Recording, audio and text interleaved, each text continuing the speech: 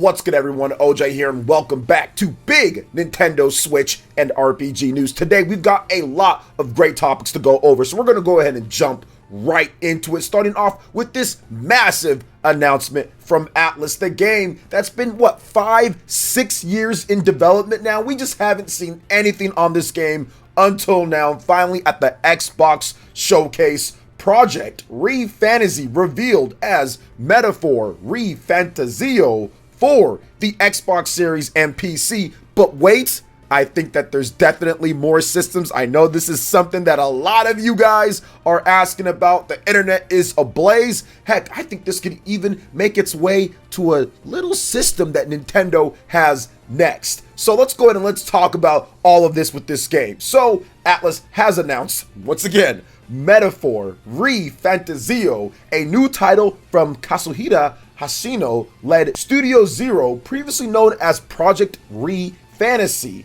Now, this game will launch in 2024. Now, it should be noted that ATLUS has a history, this is coming from Gematsu, of announcing its games exclusively for Xbox and PC via the Microsoft Store before announcing them for other platforms later. Now, last year, we got the announcements for Persona 3 Portable, Persona 4 Golden, and Persona 5 Royal. All were exclusive to the Xbox Series, Xbox One, and PC via Microsoft Store for 48 hours before they were confirmed for other platforms. So everyone that's freaking out about Microsoft somehow snatching up this game as an exclusive for forever, calm down, guys. This is their deal that they have with ATLUS that they've employed multiple times, obviously starting last year. Now, here's an overview of the game. Write your destiny and rise above fear as you step into a fantasy world unlike anything you've seen before. Fraught with unsettling mystery, the kingdom stands on the precipice. Now, you must embark on a journey, overcoming obstacles and forging bonds with friends. From the creative minds of the Persona series, Metaphor ReFantazio marks ATLUS's first ever full-scale fantasy RPG. Brought to you by director Kazuhira Hashino, character designer Shigenori Sojima, and composer Shoi Meguro. Metaphor ReFantazio is developed by Studio Zero. Now, ATLUS will host a live stream on June 20th at 22 JST, where we'll discuss the newly announced title. You'll be able to watch it on YouTube, and I might stream it. Check out this trailer, guys. It looks pretty cool. Obviously, you see the vibes from Persona with the camera angle of the battles. But yeah, this is not the world that we usually know from Persona, where it's more in the modern world than you go into like a fantasy or alternate type of dimension. This is an actual full-scale fantasy world where you live in that world, and it's their first one, so this is exciting. This is very exciting. Now, it's 2024. We have no actual release date in 2024, just a release year confirmed. And since there is a release year confirmed, and if you look at the gameplay that they showed so far, it's still early. It's still, in my opinion, this footage is taken from an older build. It's still a bit choppy. Things aren't completely finished. This game is still a work in progress. Even though it's coming 2024, this could be a late 2024 title, which, if it is a late 2024 title, I do feel that there could be some additional platforms. Now, we'll have to wait and see what they confirm, if it's PS5 as well, or if it's Nintendo Switch, or if there's anything else, maybe even PS4. We don't know at this point, but I do feel that it will get confirmed for the PlayStation 5 at a minimum soon at some point, and especially by 2024, it absolutely will, probably sometime this year, but we'll see about that. It could already be announced by the time that you guys are watching this video. And then I do feel that once Nintendo reveals their next system, I do think we could see games like this come over, because I think that next system is going to do incredibly well based on a few different things, which I've talked about on this channel. If you haven't seen my Nintendo Switch video where I talked about the next gen plans and what they're doing and all that, check out that video. So I do feel that obviously you want to get those extra sales in Japan and everything based off of what Nintendo does. And if it does come to Nintendo Switch, I mean, it'd probably be kind of tough because of how they're developing this game. But obviously that'd be big for the potential sales of the game, considering the Nintendo Switch has sold so many units and currently has the biggest install base of current platforms in Japan. But it does seem like it's going to be Xbox Series only, PS5, PC, and then maybe we see that on the next Switch next year. But the game looks great. So far, so good. Like I said, a little bit of choppiness with the game. I still think it's a bit off, but I'm not willing to completely judge it because I do think that footage was early. But still, a great reveal. Finally, we've been waiting on this game for a half decade or something like that. So it's been a while. So let's go and let's talk about something else that's been a while, but finally got dethroned with the Nintendo Switch, and that's The Legend of Zelda Tears of the Kingdom in the UK. We've been following this because the UK is not Nintendo's biggest market. It's one of their worst markets in terms of the bigger markets in Europe. One of their worst ones, France. There's some other places that do a little bit better, Spain.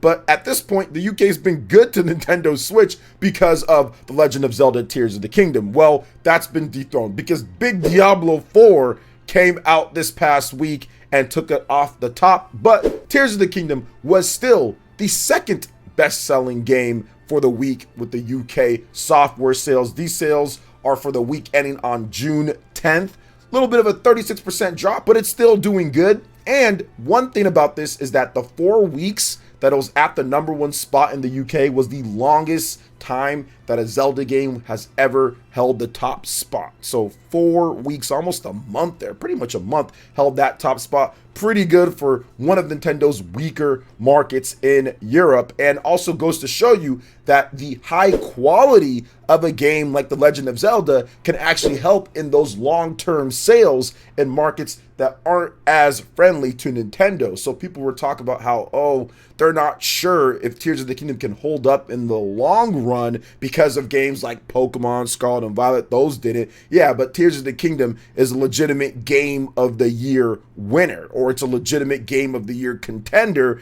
and it reviewed way better. So you're going to get better word of mouth afterwards, which could lead to better sales, which is why people were shocked that Tears of the Kingdom actually matched Pokemon Scarlet and Violet in terms of its record for the first 3-day sales with 10 million units. So it's good to see Tears of the Kingdom continuing to do well, and we do have confirmed that it's #1 on the eShop pretty much in every single region still at this point. 4-5 weeks, not at this point, still #1. So once again, very good thing to see. But speaking of things that maybe Xbox fans and RPG fans isn't very good to see, Microsoft has confirmed the frame rate and resolution for Starfield, and it's got people saying all sorts of weird things. I mean, I guess we're talking about Tears of the Kingdom. Tears of the Kingdom gets, I would say, side dissed all the time now, which is just so weird that people are putting together these two games with Starfield. But anyway, I want you guys to listen to a message direct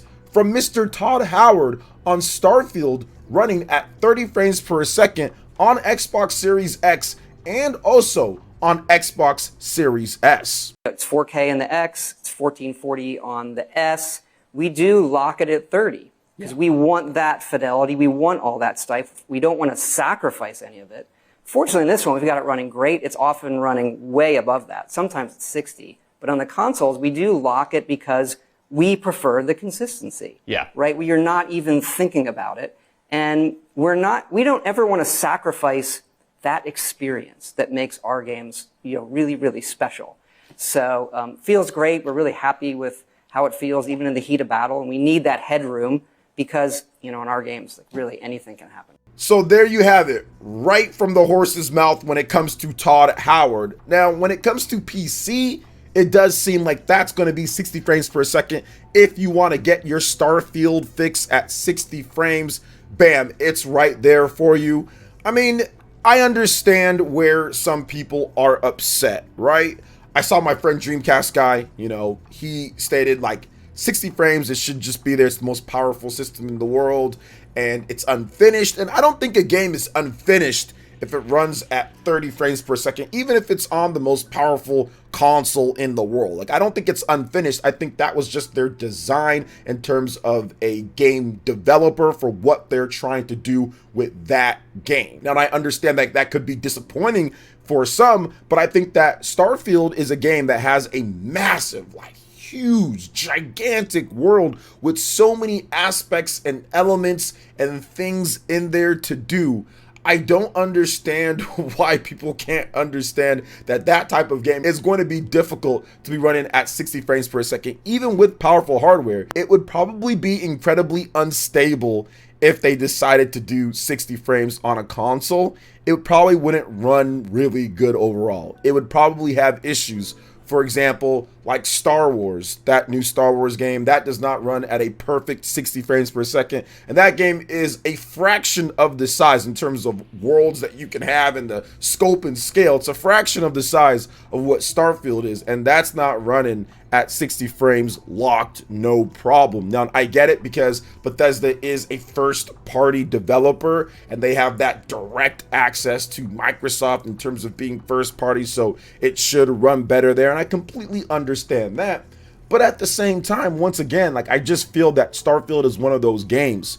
With this, Starfield is one of those games to where it's just such a massive game and it's such a beautiful game in terms of what they're trying to do. I don't think they'd be able to get it on Xbox Series X running at a stable 60 frames per second, even if they had it like 1080p or something like that, or 900p.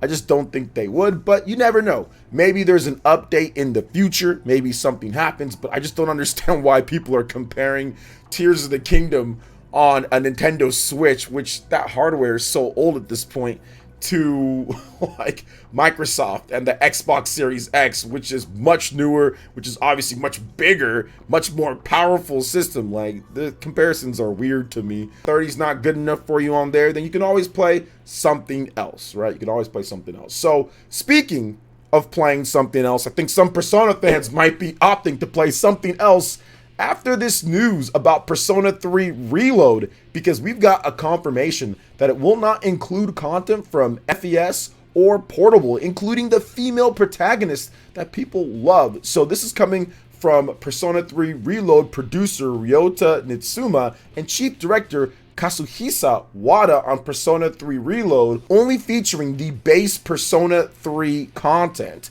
Quote, so we'd first like to mention that since the basic concept of the Persona 3 remake was to remake the Persona 3, we don't have the FES and portable contents included, Nitsuma said. We wanted to really genuinely work on recreating the Persona 3 experience. Now, Persona 3 originally released on the PS2 all the way back in 2006. Persona 3 FES is a 2007 add-on disc with updates to the original game, while Persona 3 Portable is a PSP release that added features like directly controlling your party members beyond the main character. Now, the female protagonist also first appeared in Persona 3 Portable, but it seems players won't have the choice to play as her in Persona 3 Reload. Quote, so we really can't go into details at this point yet, but we have remade basically everything from scratch. As for Persona 3, the original version, Nitsuma said, so we have newly recorded voices, we have new scenes and events, we also have both new and arranged music. We'll be kind of releasing that information following everything, so please look forward to that. So at least they're kind of remaking everything there from that standpoint, and that's kind of what they're going for. They're redoing all of that work, so maybe redoing that work with the female protagonist and with all the other stuff would have been a bit much, but I understand what they're saying, but I guess it's still a little bit disappointing for Persona fans out there. Now, they have a little bit more to say about the game here. Nitsuma and Wada are focused on the updates added to the original version of Persona 3 that make it more in line with Persona 5. Quote, so the basic concept of recreating the Persona story was that we wanted to keep everything from the original version, but update everything to the modern day, Wada said. So at the same level of Persona 5, basically, we have the newest graphics, we have updated system to the newest usability, we have the voice lines in both Japanese and English, we also have the text available in 13 languages, so you should be able to have similar experiences to that of Persona 5. So I do think that this is one of those things to where I get why people are upset, but at the same time, this is what they're going for. So if you want to pick it up, you can pick it up. If you don't, then you don't. Now, right now, we only have a confirmation for Xbox and PC, but I do think that this game, it's already been leaked for Nintendo Switch and PlayStation 5 and all that. So it's coming to the other platforms as well. We just have to wait for the official confirmation on that, but it's coming. It's already been leaked. But yeah, man, I'm still excited. I'm still going to pick up Persona 3 Reload. It's unfortunate that they don't have that extra content, but hey, they've explained it. This is how they feel. Maybe there's some DLC in the future. Maybe if it does really well, they actually add some of that content in there, like the Persona 3 Reload Royal or something like that. I wouldn't put it past ATLUS to do that. So we'll have to wait and see what's going on there. But that's going to wrap it up for this video, guys. What do you think about all of the big Nintendo Switch and RPG news that's going down? Let me know your thoughts in the comment section below, and check out some of our other RPG news and videos right here on screen. Thank you for watching. We'll catch you for the next video. Peace.